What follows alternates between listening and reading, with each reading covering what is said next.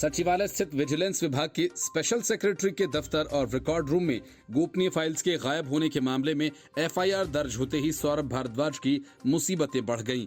वजह ये कि सुप्रीम कोर्ट का फैसला आते ही सौरभ भारद्वाज की गाज सबसे पहले सचिव और विजिलेंस विभाग के घोटालों की जांच कर रहे विशेष सचिव पर गिरी और इन दोनों को तत्काल प्रभाव से काम से हटा दिया गया। लेकिन घोटालों की फाइल्स को लेकर जल्दबाजी इतनी मची कि 15 और 16 मई की दरमियानी रात को कमरे को खोलकर उसमें से फाइल्स निकाली गईं। इसी मामले में दिल्ली पुलिस ने विजिलेंस डिपार्टमेंट के स्पेशल सेक्रेटरी राजशेखर की शिकायत पर आईपी स्टेट थाने में 1 जून को एफआईआर दर्ज की है। मामले की जांच शुरू कर दी गई है। जल्द ही इसका खुलासा किया जाएगा कि किसने फाइल्स के साथ छेड़छाड़ की। दिल्ली पुलिस का कहना है कि मामले में आईपीसी की धारा 380, 464, 465 और 120 बी के तहत अज्ञात के खिलाफ मुकदमा दर्ज किया गया। विजिलेंस डिपार्टमेंट के स्पेशल सेक्रेटरी राजशेखर ने दिल्ली पुलिस, चीफ सेक्रेटरी और गृह मंत्रालय को शिकायत देकर कहा था कि सर्विसेज मंत्री सौरभ भारद्वाज ने झूठी शिकायत पर उन्हें काम से हटाया था। राजशेखर ने अपनी शिकायत में कई गंभीर आरोप लगाए।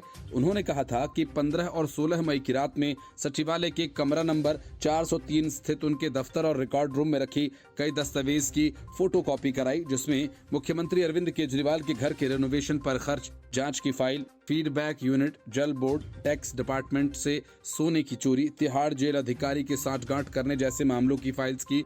राजशेखर ने अपनी शिकायत में दफ्तर के बाहर का सीसीटीवी फुटेज प्रिजर्व करने और संबंधित लोगों पर एफआईआर दर्ज कर कार्रवाई की मांग की थी। इस जांच में दिल्ली सरकार के मंत्री सौरभ भारद्वाज भी जांच के घेरे में हैं। हालांकि एफआईआर में उनका नाम शामिल नहीं है, केवल अज्ञात के खिलाफ ही एफआईआर दर्ज की गई है। सौरभ भारद्वाज ने अज्ञात के खिलाफ एफआईआर को लेकर सवाल उठाए। उन्होंने कहा कि विजिलेंस डिपार्टमेंट के सचिव सुधीर कुमार की नियुक्ति एलजी ने की थी और न कि हमने। उन्होंने 16 मई 2023 को मुख्य सचिव नरेश कुमार को स्पष्ट रूप से लिखा था कि उनके निर्देश पर शैडो फाइल्स बनाई गई। विभाग के मंत्री से इसका कोई लेना देना नहीं है, तो फिर अज्ञात के खिलाफ झूठी एफआईआर क्यों? Bureau report, news of India. Lok Sabha चुनाव से पहले सीएम नीतीश कुमार की पहल पर 12 जून को पटना में विपक्षी एकता बैठक से पहले मल्लिकार्जुन खड़गे और राहुल गांधी इससे दूर रहेंगे और तेलंगाना के सीएम चंद्रशेखर राव ने नीतीश कुमार के निमंत्रण को ठुकराने के बाद विपक्षी एकता के गुब्बारे में पहले ही पिन मार दी और अब अरविंद केजरीवाल ने भी इससे दूरी बना ली है। सूत्रों का ये कहना है कि केजरीवाल वैसे किसी बैठक में शामिल नहीं होना चाहते जहां कांग्रेस मौजूद हो। वजह तो कई हैं, लेकिन बड़ी वजह ये कि कांग्रेस ने उनका समर्थन करने से इनकार कर दिया है। जब कांग्रेस मौके पर केजरीवाल का साथ नहीं देगी तो फिर केजरीवाल उसके साथ दोस्ती क्यों करें? पूरा मामला गिव एंड टेक का है। वैसे भी केजरीवाल सोनिया गांधी, राहुल गांधी को लेकर अक्सर मुखर रहे हैं। कांग्रेस में अरविंद केजरीवाल को लेकर बहुत कंफर्टेबल नहीं है। विपक्षी एकता की बैठक में शामिल होने के लिए अरविंद केजरीवाल की ओर से अब तक कोई सूचना नहीं मिली है। कांग्रेस दिल्ली और पंजाब को लेकर राजनीतिक रूप से काफी इमोशनल रही है। दिल्ली विधानसभा चुनाव हो या फिर पंजाब, दोनों ही जगहों पर आम आदमी पार्टी ने कांग्रेस को सत्ता से बेदखल किया। ऐसे में कांग्रेस केजरीवाल को अपना बड़ा राजनीतिक दुश्मन मानती है। पार्टी किसी भी हाल में दिल्ली के सीएम के साथ समझौता करने को तैयार नहीं है। हालांकि बिहार कांग्रेस प्रदेश अध्यक्ष का कहना है कि राष्ट्रीय स्तर पर भाजपा को सत्ता से हटाने के लिए जो लोग साथ आएंगे उन्हें विपक्षी एकता का साथ ही माना जाएगा। जो लोग साथ नहीं आएंगे वह प्रत्यक्ष या अप्रत्यक्ष रूप से भाजपा का समर्थन करने वाले कहे जाएंगे। कांग्रेस ने अरविंद केजरीवाल का नाम लिए बिना कहा कि अभी देश में भाजपा को हटाने की मुहिम तेज करनी चाहिए, लेकिन जो लोग साथ में नहीं हैं वह उनकी मदद कर रहे हैं। आम आदमी पार्टी का कहना है इसलिए कांग्रेस नाराज है क्योंकि आम आदमी पार्टी ने उनसे दिल्ली और पंजाब की सरकार छीन ली। कांग्रेस जो स्थिति बना रही है उससे संभावना कम है कि अरविंद केजरीवाल पटना आए। हालांकि विपक्षी एकता समय की मांग है। Bureau report, news of India. Delhi के मुख्यमंत्री अरविंद केजरीवाल की तमाम कोशिशों के बावजूद कांग्रेस ने न तो अब तक केंद्र सरकार के अध्यादेश के खिलाफ समर्थन देने का ऐलान किया और न ही कोई ऐसा संकेत दिया। इतना ही नहीं, कांग्रेस ने केजरीवाल को राहुल गांधी और मल्लिकार्जुन खड़गे से मिलने का वक्त भी नहीं दिया। अरविंद केजरीवाल ने सियासी रैपर में लपेटकर कांग्रेस को धमका दिया। अरविंद केजरीवाल ने कहा कि ये कांग्रेस को तय करना है कि वह संविधान और जनता के साथ है या मोदी के। केजरीवाल के इस बयान पर कांग्रेस बुरी तरह से भड़क उठी और पलटकर अरविंद केजरीवाल पर जोरदार हमला किया। झारखंड प्रदेश कांग्रेस के अध्यक्ष राजेश ठाकुर ने पलटवार करते हुए कहा कि थोड़ा इंतजार कीजिए, जब चर्चा होगी तो निर्णय करेंगे। इसका मतलब ये कतई नहीं है कि अध्यादेश के खिलाफ हम नहीं तो मोदी के साथ हैं। उन्होंने कहा कि कांग्रेस ने देश को बनाया है, इसे संवारने की जिम्मेदारी भी हमारी है। इस पर इतनी जल्दबाजी दिखाने की आवश्यकता नहीं है। अरविंद केजरीवाल के झारखंड आने पर भाजपा प्रदेश अध्यक्ष दीपक प्रकाश ने दिल्ली के मुख्यमंत्री अरविंद केजरीवाल और पंजाब के मुख्यमंत्री भगवंत मान के आगमन पर तंज कसा। उन्होंने इसे भ्रष्टाचार में लिप्त लोगों का जमावड़ा बताया। भाजपा अध्यक्ष ने कहा कि अरविंद केजरीवाल के आने से भगवान बिरसा की धरती अपवित्र हो गई। देश भर में भ्रष्टाचार के खिलाफ केंद्रीय जांच एजेंसी की कार्रवाई बढ़ी है और इसके कारण भ्रष्टाचारी और उनके संरक्षक बेचैन हैं। दीपक प्रकाश ने कहा कि भ्रष्टाचार के खिलाफ आंदोलन करने वालों की पोल खुल चुकी है। अन्ना हजारे के आदर्शों को ठेंगा दिखाने वाली आम आदमी पार्टी की सरकारों की कथनी और करनी का अंतर उजागर हो चुका है। शराब घोटाला मामले में केजरीवाल सरकार के मंत्री रहे मनीष सिसोदिया और सत्येंद्र जैन जेल में कैद हैं।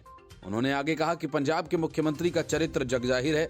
पंजाब में 1.5 वर्षों में 2 ही मंत्री विजय सिंगला, सौजा सिंह को भ्रष्टाचार के आरोप में भाजपा के आंदोलन पर बर्खास्त करना पड़ा। Bureau report, news of India. Manish Sisodia को कुछ घंटों की आजादी मिली, लेकिन वह आजादी जिस वजह से दी गई थी वो काम हो नहीं पाया और मनीष सिसोदिया वापस तिहाड़ के अंदर पहुंचा दिए गए। असल में मनीष सिसोदिया बार बार अदालत से पत्नी की बीमारी के आधार पर जमानत मांग रहे थे। पहले तो दिल्ली हाई कोर्ट ने वीडियो कॉन्फ्रेंसिंग के जरिए पत्नी से बात करने का इंतजाम कर दिया, लेकिन फिर से जमानत की अर्जी कोर्ट के सामने पहुंच गई तो कोर्ट ने 8 घंटे तक घर जाकर पत्नी से मिलने की सशर्त मोहलत दे दी। मनीष सिसोदिया को अपनी बीमार पत्नी से मिलने के लिए दिल्ली हाई कोर्ट ने सुबह 10 बजे से 5 बजे तक 7 घंटे के लिए जमानत दी थी। सुबह 10 बजे तिहाड़ जेल से रिहाई के बाद मनीष सिसोदिया सीधा दिल्ली के मथुरा रोड स्थित अपने आवास पहुंचे। सिसोदिया अपने घर पहुंचे, लेकिन अपनी बीमार पत्नी से उनकी मुलाकात नहीं हो पाई।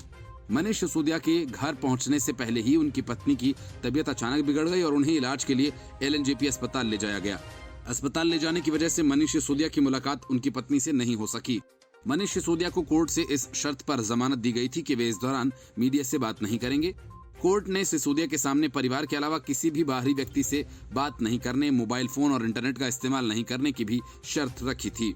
दिल्ली शराब नीति में गिरफ्तार मनीष सिसोदिया को एक दिन पहले ही वीडियो कॉन्फ्रेंसिंग के जरिए राउज एवेन्यू कोर्ट में पेश किया गया था।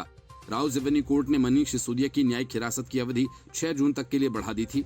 मनीष सिसोदिया ने दिल्ली हाई कोर्ट में याचिका दायर कर 6 हफ्ते के लिए जमानत मांगी थी। Bureau report, news of India. Punjab के पूर्व मुख्यमंत्री चरणजीत सिंह चन्नी ने कांग्रेस पर अपना रिसर्च पूरा कर लिया है। उनके रिसर्च के मुताबिक चाटुकारों की भीड़ कांग्रेस को ले डूबी। कांग्रेस की तबाही के पीछे सिर्फ चाटुकार ही नहीं थे, बल्कि सीनियर नेताओं ने दूसरी लाइन नहीं बनने दी और फिर घपले घोटालों ने सारा काम कर दिया। अब चरणजीत सिंह चन्नी की रिसर्च है तो इसमें गांधी परिवार को हर किस्म की तोहमत से दूर रखते हुए ये निष्कर्ष निकाला गया कि गांधी परिवार ने तो इससे लड़ने की कोशिश की, लेकिन कांग्रेस पार्टी में बड़े पदों पर बैठे लोगों का व्यवहार इसके विपरीत ही रहा। चाटुकारों के पास ये विशेष अधिकार होने की वजह से पार्टी उन पर निर्भर रही है। चाटुकारों की संख्या बढ़ रही है, जिसकी वजह से पार्टी में निष्ठावान लोगों का मनोबल गिरता जा रहा है। और इस सवाल का कि चाटुकार को किसने तरजीह दी, इस पर रिसर्च में कुछ नहीं है। चरणजीत सिंह चन्नी ने पंजाब यूनिवर्सिटी के centre for the study of social exclusion and exclusive policy के रिसर्च स्कॉलर के तौर पर प्रो इमैनुअल नाहर के मार्गदर्शन में अपना शोध पूरा किया। चन्नी ने 2004 के लोकसभा चुनाव से अब तक कांग्रेस के केंद्रीय संगठन और चुनावी रणनीति पर पूरा रिसर्च किया। इस रिसर्च में कांग्रेस की सत्ता गंवाने की वजह भी बताई गई। इसके अलावा अपने शोध में चन्नी ने कुछ चिंताएं जाहिर की तो कुछ सुझाव भी दिए। रिसर्च में हर राज्य में हो रही गुटबाजी को भी जाहिर किया गया, जिसमें राजस्थान में अशोक गहलोत और सचिन पायलट, पंजाब में कैप्टन अमरिंदर सिंह, नवजोत सिंह सिद्धू, सुनील जाखड़, मध्य प्रदेश में ज्योतिरादित्य सिंधिया के 18 विधायकों का जाना, कमलनाथ की सरकार गिरना, छत्तीसगढ़ में भूपेश बघेल, टी.एस. सिंहदेव के बीच का विवाद, कर्नाटक में गठबंधन सरकार गिरना जैसे मुद्दों को लेकर जिक्र किया गया।